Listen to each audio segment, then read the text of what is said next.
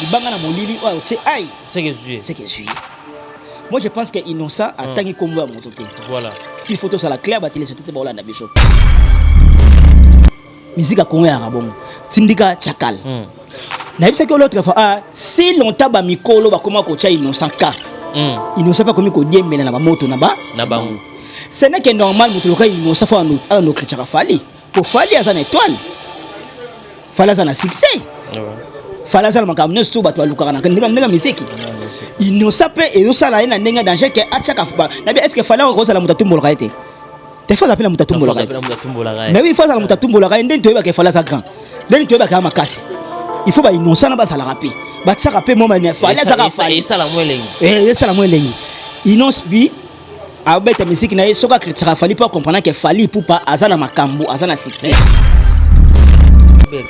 Parce que dans le qui avec une relation avec le roi de la forêt, premier album mais après le roi de la forêt CDO après 2 années. Aïba bénédiction ndenge bato baloba pourquoi pour Fabrice tanga longa amanka we raté. Voilà. Mais hérité tanga kendaka azaki koto tirer na papa ne Beranson. Boîte baguerre, boy baguerre, tembe na tembe.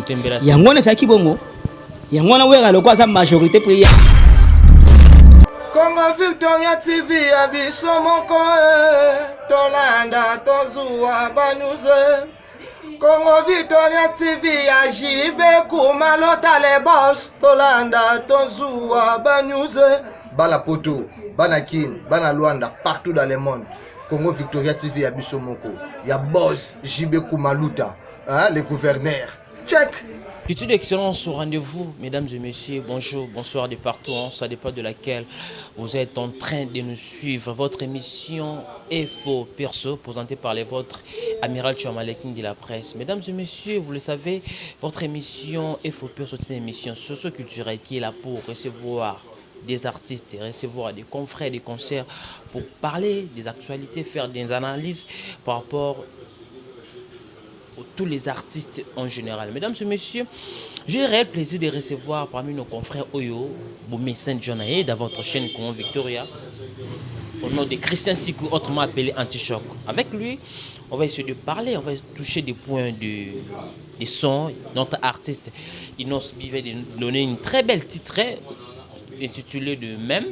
On va essayer de parler. Il y a des gens, des rumeurs qui circulent de partout. Pourquoi l'artiste Inosbi a essayé de faire le parti là où attirer Aigle, bah créer la polémique, bah sous contenu à texte et comme juste polémique par rapport il y a Inosbi Abomi Aigle dans clip il y a chanson il y a même avec Christian Sikou on va essayer de parler, de toucher des points, analyser. On va parler de beaucoup de points dans cette émission. Restez toujours connectés sur votre chaîne Congo Victoria pour tout détail de cette émission. Laissez-moi remercier notre équipe technique qui travaille vraiment au four et au moulin. Merci à vous, Giselo Presse TV, pour l'excellence du travail. Sans oublier les profs Simbi Machine à montage, les professeurs de tous les monteurs, ça n'engage que moi.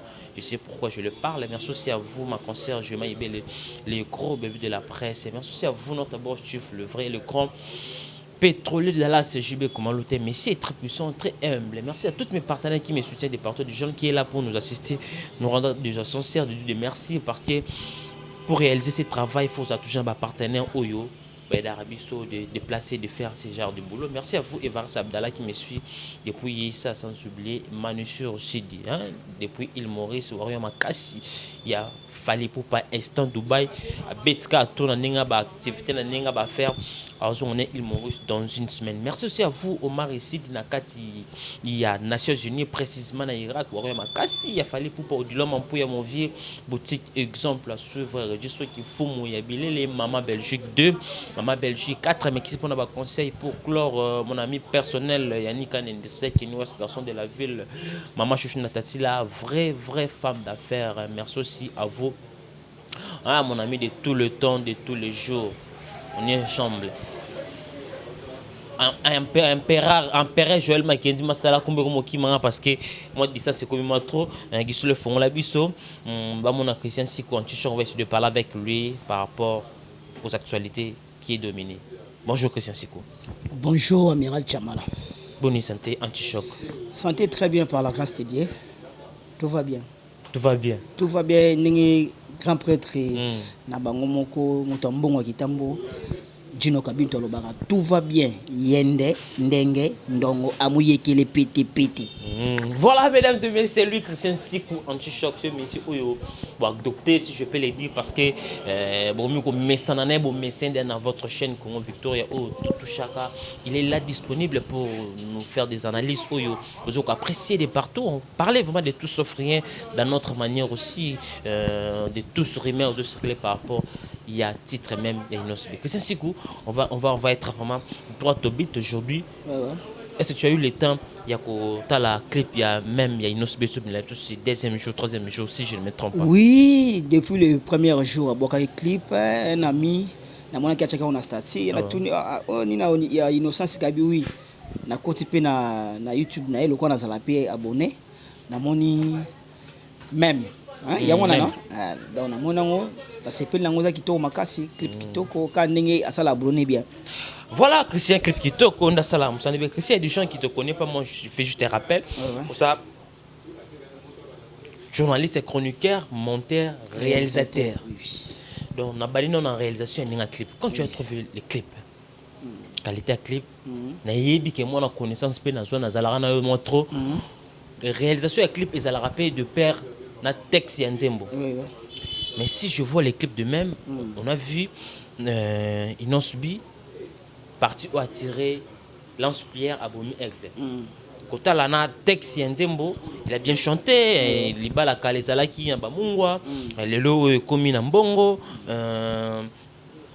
Olanda qui mobali ya mutuka, mais mutuka et bon le lo lituka. Ça va conseiller bien. Mais de voir le parti, il y a qu'on lance-pierre à Bomi Aigle. Beaucoup de personnes ont dit que ça n'a pas de sens. C'est comme si à lancer toujours dans l'artiste Fally Poupa parce qu'il savait l'artiste Fally Poupa bien que Aigle. Un mot par rapport à ça, tu vas prendre ton temps de parler par rapport à cette question. Amiral Chamala, tu vois, moni, toi la carte à Congo, hein, toi la carte à Congo, musique n'a pas été la moi des pères, n'a moi polémique. Tout le monde le sait. Binomon Bouyebi qui est innocent. Bouyebi innocent. Modèle et travail. Je pense que par tout que non un par un. Pour la réalisation à clip, pour moi, la réalisation à clip, c'est bien. Mais sauf que, le contexte, il fallait nettement la table illustration. Mais, dans l'ensemble, le clip, c'est bien. Thème, il y a mélodie, il y a musique, il y a kitoko. Il y a une chanson éducative s'il faut dans le bain. Mais, par rapport, il y a. Il y a vendre de la mine, il y a pourquoi tu vendre de la mine, pas innocent. Zalaga wana. Bon, Tolo Barabé, les bangana molili, c'est aïe. C'est que juillet. Moi je pense que innocent a tangi combo à mon côté. Voilà. S'il faut tout ça la claire, bah télé c'était bon là biso. Mais Christian a tangi combo à mon côté. Les gens connaissent l'artiste ni ami surnommé Aigle. Attaque à paix, n'a pas concert na Aigle donc bref, quand il a tourné ses clips, il a tiré sur l'Aigle, il savait qu'il y a un artiste aussi, on bien à Aigle. Voilà, c'est tout clair, Christian. Bon, c'est tout clair, non, Moni innocent, toi, la niveau télé, moi, je ne peux pas avouer innocent, Aigle de falité. Fallait comme on a fallu, il peut pas. Aigle, c'est non. Il y a pas comme on nous Aigle. Sans prendre. Tout le monde a l'autre fois, innocent, dans la clip ne les caca. À soi qui taba. Azui à la chapeau Fally Poupa à l'attaque. Tout ça qui analyse selon moi. Moi je ne pense pas Fally Poupa na grandeur, il y a grand artiste à Mora Oyo. Pour Fally ça grand artiste. Sans problème. Fally ça grand prêtre. Mais bon souba pas prêtre. Na limite mutuloko Fally. Non, il est pas fan, tu vois. Bon, si par rapport à contexte ma musique. Ça peut aussi déranger l'artiste parce que non, il dérange. Nabi est-ce que ma innocent va déranger Fally? Non plus jamais. Innocent ça la boulot na ndenge na ye, Fally pas ça la boulot na ndenge na ye. Par rapport à Bissouba Mélomane, par rapport à Bissouba téléspectateur Toyebi, qui est Fally, qui est innocent. Vraiment. Mais sauf que, il faut comprendre que la musique congolaise est en bolaka, n'a pas polémique, comprendre, et tellement polémique, pourquoi? Ceux qui sont innocents, Azui, Aigle, à la qui qui a bombé la lance. Ah, innocent, qui a Aigle la lance. Et ça, c'est un fantasme s'il faut dans le bango. Ce sont des fantasmes. C'est pas facile. Mais, bisonde ba fanatique to komito to mimango na mo ba hypothèse mo be na mutulo kwa Fally ndenge na yebeli Fally Poupa grand prêtre na bibia grand prêtre pour ba prêtre ba sali mais Fally ça grand prêtre là c'est vrai sikoyo akolanda makamneti no ça sala na te jamais tokos de nezobe toyo kongote chaque jour banzembo sikebim. Mais Christian, tu peux dire quoi, il y a des gens qui disent chaque clip innocent soit là à Lukaka à créer fallait pour un scénario à clip pour nous permettre à bêta ba vie pour nous permettre à tirer attention à œuvre. Tu peux dire quoi par ça aussi? Musique à Congo, Amiral Foye bango musique à Congo il tindika chakal. Musique à Congo ya rabongo tindika chakal. Na yebisa que l'autre fois si longtemps ba mikolo ba comment ko cha innocent ka. Innocent pas comme ko diembela na ba moto na ba ce n'est que normal mutuluka innocent fa no critique fali pour fali azana étoile. Fali azana succès. Fali azana makamno stu ba to luka na ndinga musique. Innocent pe et osala ina ndinga danger que achaka na bien est-ce que fali ko sala mutatumbo la été. Des fois appelle mutatumbo la été. Mais oui, il faut sala mutatumbo la été ndento ba ke fali za grand. Ndento ba ka makasi. Il faut ba innocent na ba sala rapé. Ba tsa rapé mo ma fali azaka fali. Ça la moins lengi. Ça la moins lengi. Innocent bi abeta musique na soka critique fali pas comprendre que fali pour pas azana makambo azana succès. Est-ce que c'est aussi important ils alara bon dia même la musique ya bonne ma musique ezali tindika chakal. Innocent comprendre que pour on autant nga innocent il faut na no boya fali. Ça c'est clair et c'est connu. Ah voilà c'est vrai. C'est clair c'est connu. Mais na fali ninga sana. Na limita ko cha mtu loka innocent ka ou parfois zaka ba fan pour innocent aza mwana o fallait azoka na maboko abimisaka na miso bato tu te souviens encore ba image moko kala bon ils ont monde musique ça bongo ba fali faut mona ngo normal faut bato loka ba innocent la bazalaka ba tchaka pe mo makele molungi. Est-ce que et ko permettre innocent à évoluer bien na carrière na ndingi comme on a ba haine ya bato tout o ba wario ba linga l'artiste fallait pour pas ba linga sous l'artiste non subité. Allez on voit les choses ndezo kende est-ce que et ko soutenir na carrière artiste non c'est ko bébé c'est peu carrière Christian. Yo kasi bato stu ba wario pas nous pas warriota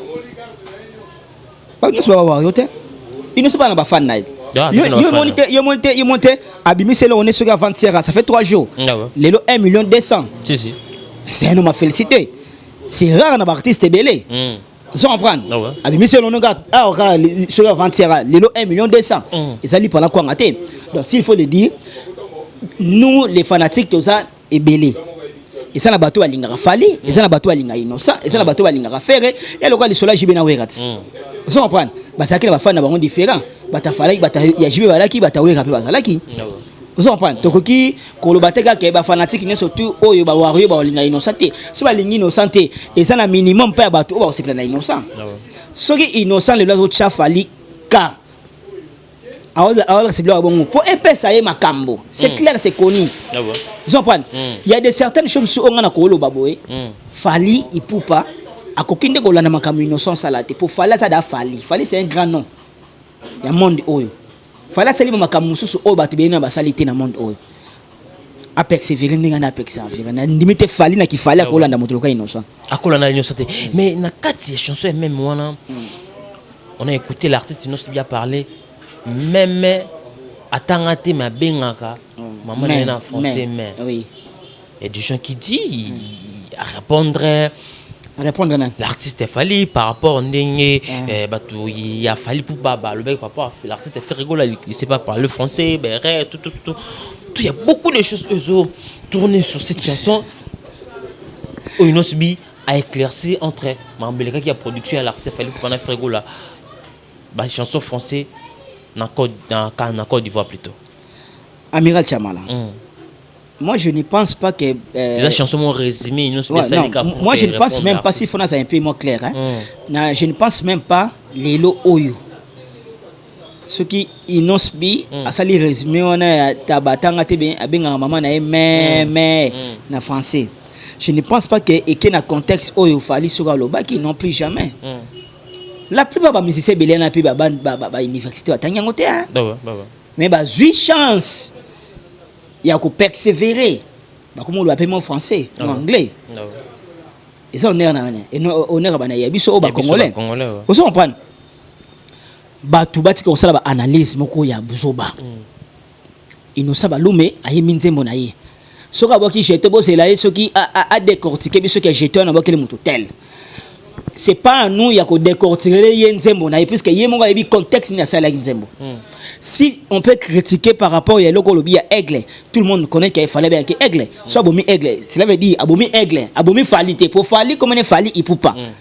aigle c'est un animal et c'est non nous ne sommes porter un vous comprenez alors les gens bâti comme ça la bonne analyse mon boye sinon tu par rapport à main à bien faire non n'est ce que fait que français té on l'a la France 24 té on l'a la TV5 té ça c'est faux et là qu'on a le voit qui ont déjà les gens bazaka wana pour nous c'est la car erreur bateau même les français ba on ba ça la erreur en français ba président Belé Mboka na biso les capé au monde a ça l'erreur mon en français vous comprenez ah kala mingi tato mona vidéo mo etamolo ya ko follow mide na moko tango Diamond na maki alubi mo anglais mabe tala nde bata critique kiango yo si ko follow mide za maelete be ko fait bien anglais te mais ça la tête mo somon ke asuki pe poza langi na biso to elingala te bongo te ki solo ikasi ba tu ba lu maman ba analyse wana ya mike c'est ça Christian Siku pour clore na mamba ino bien chanson même na réalisation un clip na sunkane bandelo wana quand l'artiste non sibi azoyi ba kana ba clip na azo lukaka asala yo logo mo ou ba comprendre que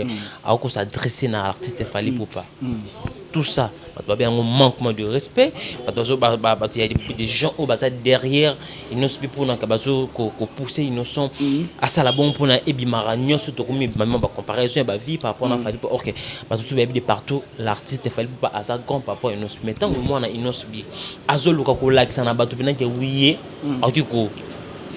ko se pèse na l'artiste Fally Ipupa ko sala ba clip ya ko figurer bon ko lancer au aigle tout ça quel résumé ko sala ou conseil au copé ça artiste innocent résumé na ko sala les abou je pense que va téléspectateur ba na biso na lobaka loko moko soko moni leki azo manquer mokolo lukana no oyeba beat ya likambo ça va respect ça réciproque ouais réciproque et loko les gars entre innocent bi na Fally Ipupa biso to ebité pour ba comment na niveau ba koto tirer bon OK ce qui le innocent balume akoma ko cha bras de fer pour na Fally et ça la musique maintenant qui est innocent na yenga vana na innocent aibi que Fally c'est un grand maintenant nenge ya musique tout le monde a appelé Robino Mundibu a cha bras de fer na ferret asala ko tout clair na propos na mais je pense que innocent bilon sous abimé ça vis-à-vis à Fally comprendre je comprends oui nani mutuloka Mundibu aloba que yele qui fait na ba vie asala clair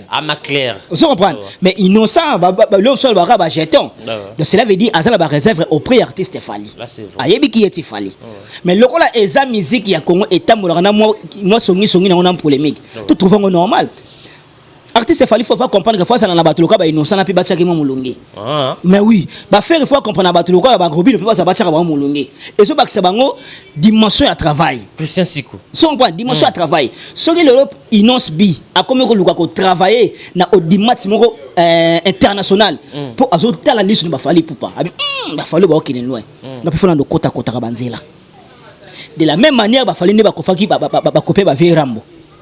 Vous comprenez? Et ça, la musique. On peut ça en résumé. On peut dire aujourd'hui que innocent a respecté, a impoli, a manqué baïné. Mais tout le cas, la réalité nini, puisque dans l'anda tout le monde il y a innocent, nani nous na Instagram na aloba bilo mongo boye oyo artiste la soit que non lo ba mboka libanda, fallait abeta ba diaboliser. Ba en on essaie ba en soit ko lo ba mboye té. Vous comprenez? Mais le ko les monde de musique, tout le monde est normal. Tout le monde est normal. Chacun porte sa propre charge. Voilà, mesdames et messieurs, c'est lui, Christian Siku, anti-choc, ce monsieur qui est vraiment intelligent. Bozo CPAné de partout sur notre chaîne Congo Victoria. C'est un monsieur très intelligent, il parle bien. Il reste toujours église au milieu du village. Christian Siku, l'autre moment après, même au orchestre. J'étais fait rigoler, bah musicien naïe, bah journaliste naïe, autoyé, bah travailleur naïe, il fait des émissions, bah so comme ça l'artiste Inosbi, félicitations, bon mais éclair, tout ça tu peux dire quoi par ça? Yango na ebisio, musique na biso, etamolara toujours na polémique. Oyebi tango, Robino Mundibu alekaka na ba émission ba papimbo mani na alobaka ba propos sur ferré. Oyebi ne ba Fally ba sepelaka. Tout ça la clair. Ba Fally ba sepelaka. Robino Mundibu a redressé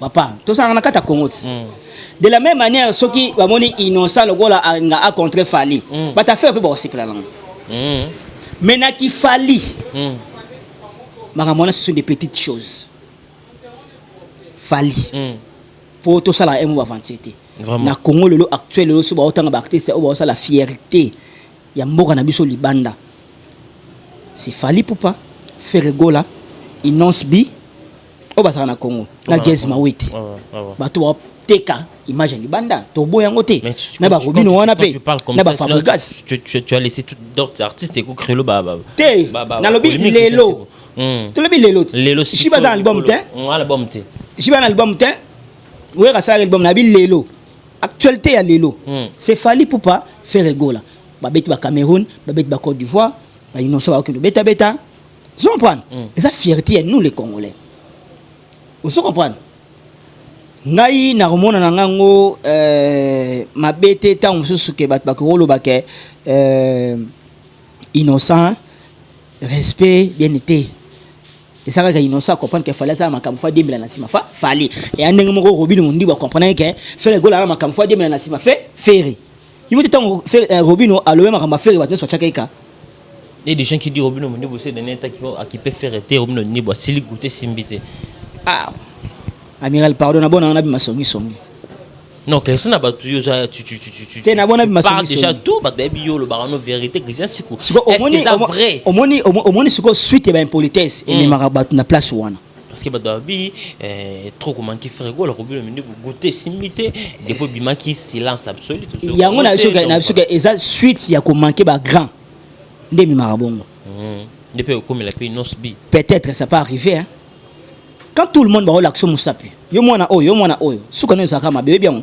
Là c'est vrai. OK, ça c'est bon. Merci. Christian Siku, tu fermes parenthèse, il y a Makambo, il y a même mesdames et messieurs, c'était juste là, on peut pas passer sans pourtant de marteler parce que c'est l'actualité et de remettre Oyo.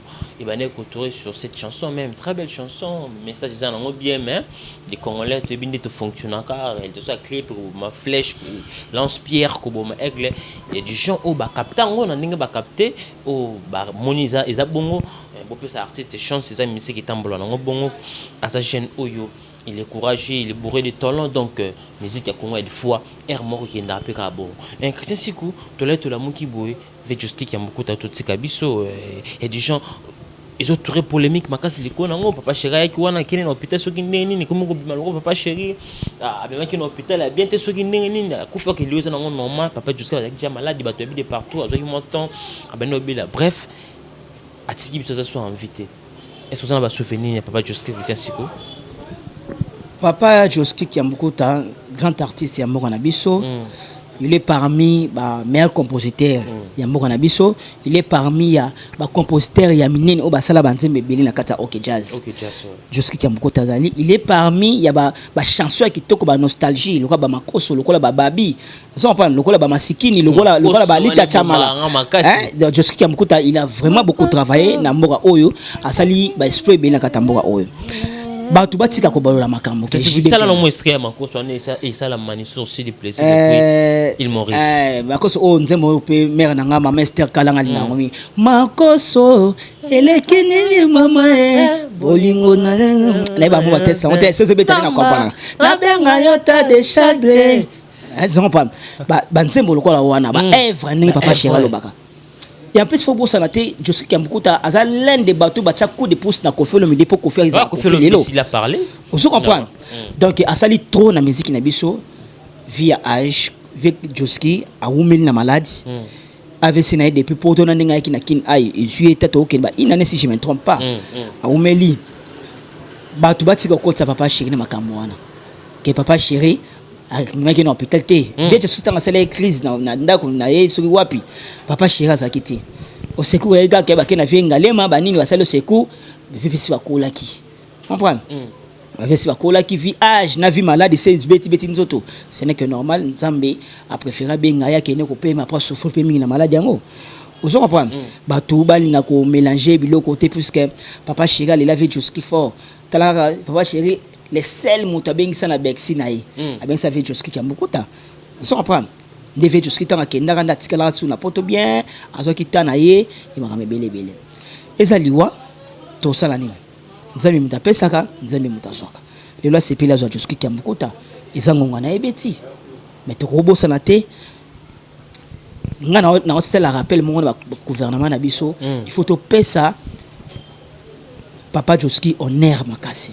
Mais on est un peu ça mandeni to comme un système un coup de gars cortant et bimba la on est Te, ça pour na kota quand ils allaient là la la monument bonheur et repesa ndenge nini bonheur et repesa ma par rapport à organisation c'est quand ndenge les kate comment tout le monde a artiste belé bâti comme la peuple attaque les kamba moro comme les kamba mona ba individu oui na ba individu mais oui tout le monde a ba généraux sur ba kufa ba 8 sur matanga ba quelques minutes na 51 wana ba vandi pendant quelques minutes 12 ba kokunda misuku ba yo na pena ba gate ba église ba cathédrale c'est il y a Notre-Dame oui pourquoi pas na mutoka Joski Kiambukuta gouvernement ba organiser matanga bien.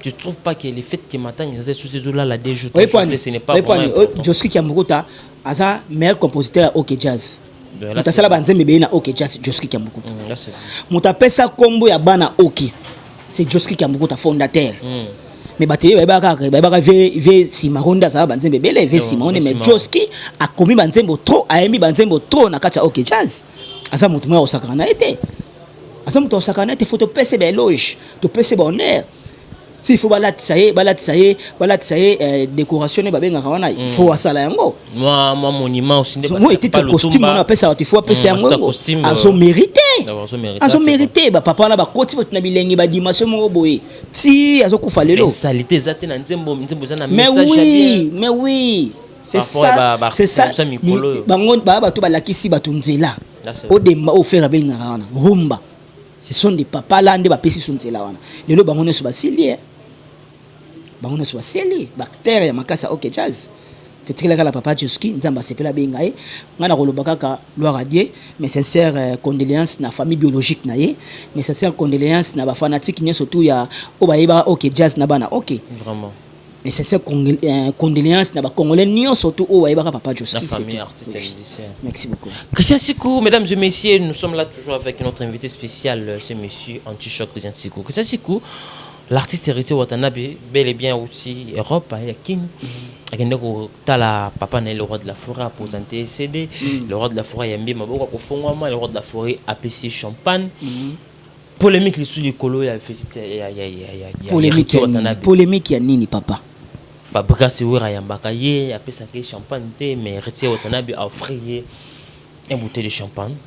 Premièrement là, sous question on a comment est le roi de la forêt Koyamba mon na motema boboto bon par rapport au départ il héritier né ça là qui n'a pas problème. OK, la premier album plutôt il y a titre on a que vous allez sonner retirada oui à ça là qui a monté avec la papa n'était que le CD parce que tu es pas premier à la qui mais deuxième en chemin de mots a copié ça perné CD OSP si bat de partout un mot par rapport à ça.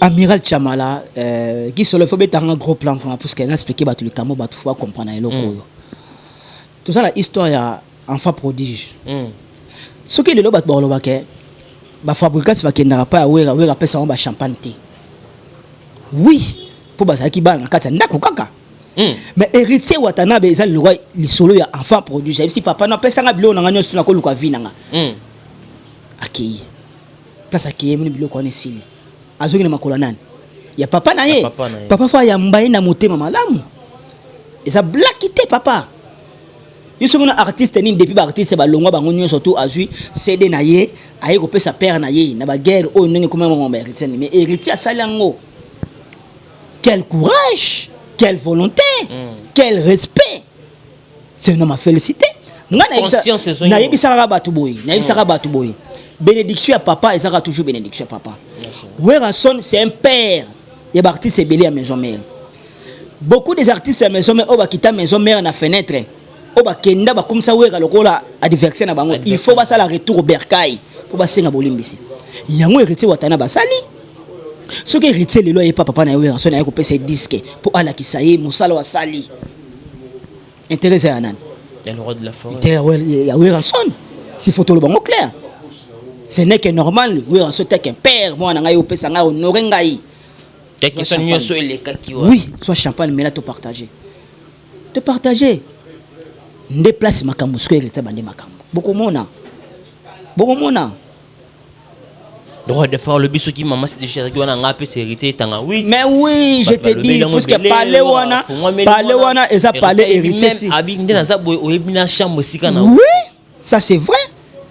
parler on héritier vanda wana avec son cœur. Oui, ada papa na ye. Ada papa na ye kasi wera na vanda katala ba artiste nsa longo ba manquer respect pesa ke c'est ça. Les gens disent le roi de la forêt Alexis na makasque alingaka héritier mingi par rapport d'autres artistes. Non, ça c'est faux, ça c'est faux. Ça c'est faux. Wera son tant que père akabola motuté. Alinga ba na nyo stuko banda na ba Ferré, ko banda na ba Babi, ko banda na ba Didi Lacoste, ba Bill, ba Johnny, ba Serge Mabiala. Wera alinga ba ngonyo surtout. Sauf que ba Kenda ba salina no arto héritier salité. Personne a salango atala musika moi mukiko na mona ya Shakinda beta atali sola wera JDTPR moi ya pa vene wera enson et moi la samba noya Bill Clinton Bill Clinton peut à comprendre ngo période mo boy asala moi par rapport mais héritier ça qui les solo ya enfant prodige akendaki makambo sali boye fondation la pas papa ce qu'on a soit un bon bénédiction ya père wazangaki wera soit pessim pifo a pessim makambo Banda. Est-ce que tu es sûr vraiment qu'il y a un si ça va tenir toujours? Oui. Mais oui. Et des gens qui disent Fabou ça. Mais baba sokodi kondo. Bah ça va perdre en esprit. Ça là vraiment clair. Oui.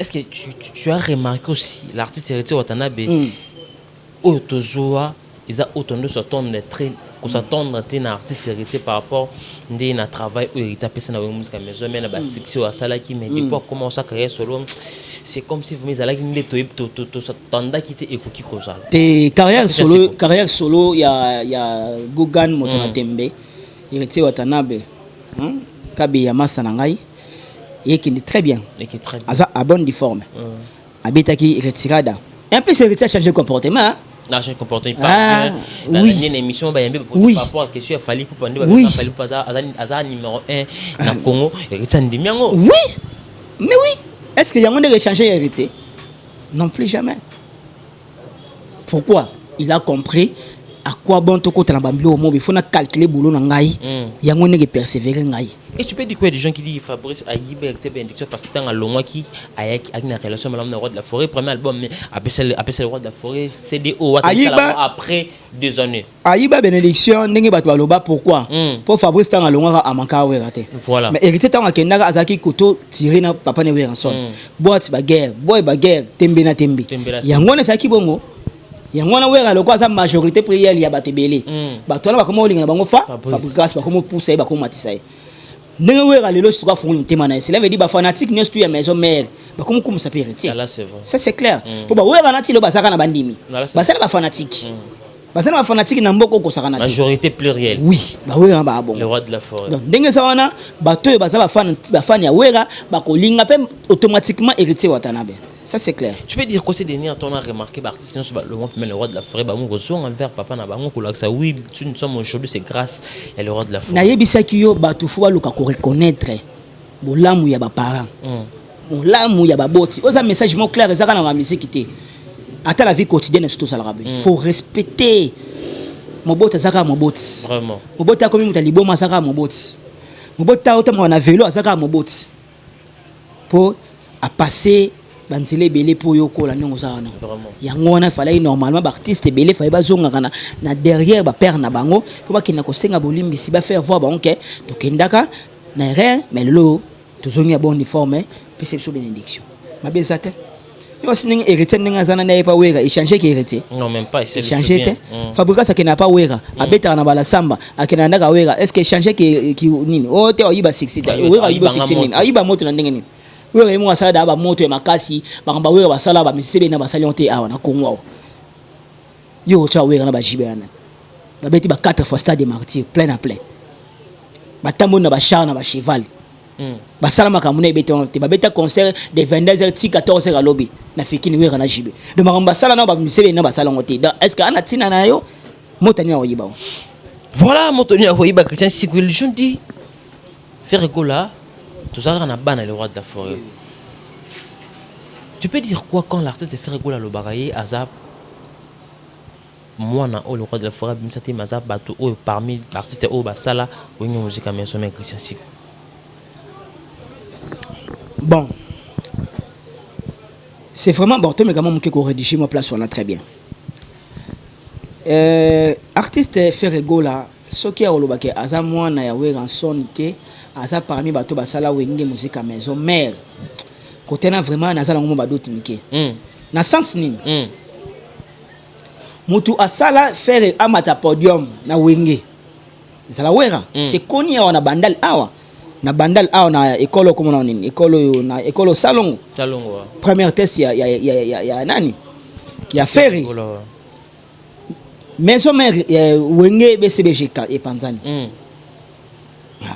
wera ngatika nindule ngatika pena oui Vincent ngatika nindule parce que mon déception d'artiste bele bakendaki bakenda papa chez wasenga kipuni Japan Mpoi Papi Kabemba ota Papi Kabemba ba cité wala ba camarade pire ya wera ba cité na Elliot bandombi pe Elliot pe auta la règle au grand complet ba cité wera to monter mouvement faire wana na salata wala ko faire Hollande JB akenda nanu mais oui ce qui va te histoire te wana ko faire Hollande JB après ko zonga mais oui ce que akoloba ke wera mutabimisa etendenge nini ya to ke na mo place wana na sali polémique te malika vérité makam histoire vraie mais je me salami ba faire ba ye banen ba ye donc azala te na ma maison metenge salamaki puisque yena nous temps wenge kabana ga zolanda na ba JB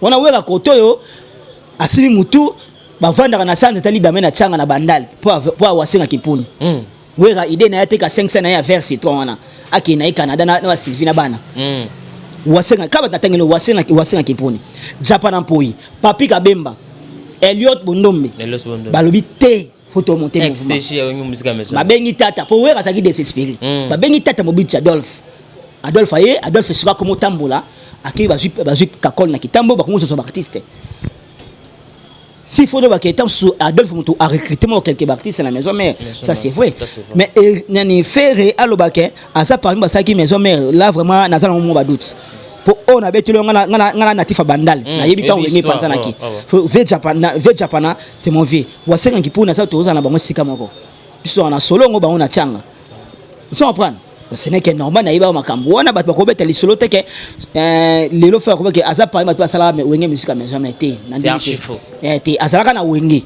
et pensani après ba vena tone na Adolphe basali mouvement yeba ye lisusu c'est ça parce que par là il y a des gens qui disent il y a un moni fait le goal aloba ke asa parmi ba musiciens wenge asa na raison pour azala ma musicien wenge 4x4 BCBG après le roi de Frabé Tanzembo ou aboka yoka bana nde bakoli asa vocal ya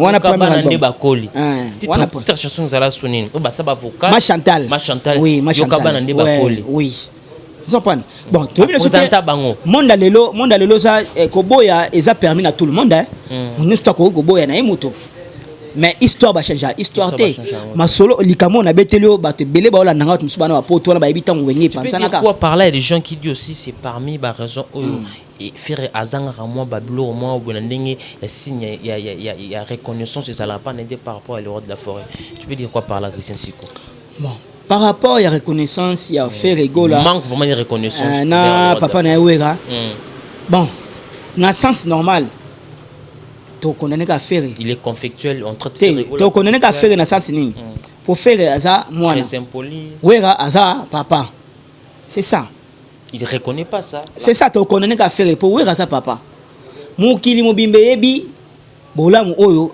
wera asela faire ce que le faire gola mali boso mata avion na vie na c'est grâce à Weranson bongote casse alors ce qui fait à reconnaître Weraté malgré ba succès na malgré ba makambo za nango malgré to reconnaître kaka faire pourquoi pour Wera sa papa mais na limite na ki faire so pe asali ami qui pas venir na Weranson et changer qui faire pour les lots d'affaires ça da asali espoir minene asa grand star ya mboko na biso faire gola c'est si que ton akilo na makambo je savais ce qu'on en succès le non ouais d'accord nazara après maintenant quand on parle comme ça l'artiste fait gola production se bête en Cameroun bayamba qui est et pas ba journaliste ivoirien a posé question à le roi de la forêt mais on a remarqué aussi faire gola a comme ko bon na net maloba répondre à Weraza président a aidé trop na carrière na ça c'est vrai bazalaka na ba problème na départ na yeta lo musique maison mère mais pour l'instant bazana ba on a problème té azana surprise moko au sala bato dans l'album Harmonie. Tu peux parler quoi par là Christian Sikou nde eloko bato ba osela yango wana ce que ça là eloko bato ba osela ba mona lelo ke faire gola featuring na Weranson vraiment on est resté à nani le roi de la forêt Weranson ce que Weranson akangila mwana Weranson akangila mwana faire gola mutema et ça des rare pour faire ça mwana ce que le faire azo ko briller ne balobaka ko briller le na monde on est resté à nani et c'est le roi de la forêt telle la place ba yamaki faire na Cameroun batangi comme nani Yahweh raté le roi de la forêt comme on a ne somata Yahweh raté alors ce qui le lo ndenge Ferabi surprise que ça la Weranson na album Harmonie ngana ça très content je pense que ba congolais tout ça la content ce qui le lo Ferabi qui te pas papa na Weranson c'est ça et loko biso to olinga yango wana vraiment yango yo héritier asali pour échanger bino te ba wera si ba sala makamfa ba sala ba wera ba komo kende bino nde bo sa génération montante vous comprenez pour faire ndinga zana article faire ya la faire comme c'est salami na monde o changer ngote vous comprenez alors ngana mona ngo c'est pas mauvais ce qui lelo faire gola ami qui ici pas papa na Weranson bien sengi ba sala featuring ils ont air ya Congo ils ont air ya wenga musique maison mère ils ont air ya ba fanatique nyoso balinga faire na Weranson ils ont air ya Afrique mbimba pourquoi pas tout le monde peut qu'il fallait pour pas na Verambo ba sala featuring to ça la ka wana papa Joano tanga kana ba chaka ba songi artiste c'était la fin artiste to chitele pena wana tu peux dire quoi la maman a posté opération moi na zongi la papa non musicalement pas. Là la maman nanga makamuni na linga ngotaza songi so. Ato zongi mais alors le moins opération moi na zongi la papa na. Amiral. Opération moi na zongi la papa na mote ka lo bona ninga licho. Mais oui, pour moi na mona songi na papa na esengi mutu te po batinda mutu. Yo ga se retenir azo courage ya lokawera batinde na makasi. Non, volonté na. Non mais conscience avant na wera so na papa na ngai. J'ai bon vraiment qui a. Fona kende prena ye na me quitter ça et changer que héritier te atali pe so na ça le héritier oh na monde na ba héritier. Mutu ba héritier te. Si on prend. Ce n'est que normal ce peut le faire rigola à cause que papa na Weranson. Il y a problème te. Mais la maman on a batika ndeko tshaka basongi ya kolobaka opération songi la mwana te yenda kotinda batu te po bazongi la ba parents vraiment pas joindre za page basongi ngana recruter na batu bene batala la page ngo osepela nango te non na mona balobaka makambo oyo e panza mukili et ça na kisongi jamais baloba makamalamu et ça ka kisongi opération songi la mwana yo songi be mwana songi la parents na pour ça la nini que ça surtout chuter na question il y a des gens qui disent bien ça ne va pas entre Koffi Olomide fallait pour pas mais fallait azober ton bakara le problème c'est quoi l'artiste Koffi Olomide a proposé qu'il moi ne fallait pour pas bah ça moi effectivement c'est comme si l'artiste fallait pour pas azober ton trop bakara il fait des features avec beaucoup de personnes jusqu'à là depuis papa na sengaki et lokwana azo réalisé un côté ils ont manquement de respect il y a zo boya asa le loko moko na papa na Koffi Olomide est-ce que c'est parmi les raisons où bah toujours comme Blo Moïse c'est mais vraie version c'est ça le problème Christian Sikou amiral Chamalanga ngopé cette information aux assiers bon nana zalaki place Koffi senga ifali ba sa featuring bayoka ki on a ba bureau ya Koffi Olomide bayoka ki na efsaki loko moko ba na biso ba lobaki ya mwana raté batu batika ko bongo ça information mais est-ce que oyoka pété ba sûrement Koffi Olomide fait pas ça featuring na fali poupa to mona yango Koffi Olomide na fali poupa na ndako ya Koffi Olomide ba bi calamité loko tout ça dépend na bango mibali que c'est possible ba bi Koffi a discuté to lingo bi musa fali impolité auprès ya papa na Koffi peut-être musa Koffi impoli auprès ya moi na Koffi jamais jamais moi on a dit ça ko manquer te ça et ça c'est mise en disponibilité et ça ba suite on a sur ba page oh ça la songi nde ba luka makambo yo martelango ba créer mo besi moko boye non Koffi Olomide il est Koffi Olomide fali poupa il est fali poupa au moment important ba ko sala fitire na bango et ça makambo tan na ngunga zompan so ipe Koffi asengi fali fitire fala boy et dépend na fali ce peut falloir c'est une Koffi fitting aboy et dépend na Koffi par rapport au temps sous calendrier ça bloqué par rapport à content ça nango ta ba ko travailler na sécurité mais parfois na 2024 ou 2025 ou 2023 ba ko betelo ko wana c'est pas ils trop tardé baluka ba koka jammo tina makambo ya. Tu peux dire quoi des gens le fallait pour pas créer un système boy le mutako longa pas président na mais afingate a batika na relation bien ou le fallait la mise en disponibilité et comment la version nyo son mutako longa créer moment boy salara que vous en relation bien ako ya pesika zalaki mais azo sala un carré sur le loyo total artiste Patrick Beckham le loyo azana orchestre na mais na ba concert fabrikas pe azalaka système on fallait ya nango itika lipe boy. Tu peux dire quoi par là que c'est une question d'éducation c'est que l'autre fois awa et ça na séparation mon côté za na elengi mais une fois séparation de salami bokabona musala mais kibonde ko kufite parfois na musala simba kité yango ndete egepekisa yo amiral na solution na personne botete. Est-ce que intérêt ça la nini songa na amiral to kabona na leka matention na ndo finga yo vraiment moto asala yo bokabona ye le ngwa na yo va na calme sala makambo ne ba fali ba sala mise en disponibilité avant na kimia si lelo amaka papa kofite mais na ba na le ne fala komi na ba akomi lelo star apena to boya batebele fali pe ninga sana ana to boya batebele mais asala ngote asala ngote et ça question d'éducation et ça question pe ya maturité ya batu mususu et surtout mingi na barelo kana mingi ba entourage ba artiste ndi ba baby saka ba artiste la moi frère wana que soko longi pas leader no aye kutu faut no cheli baya non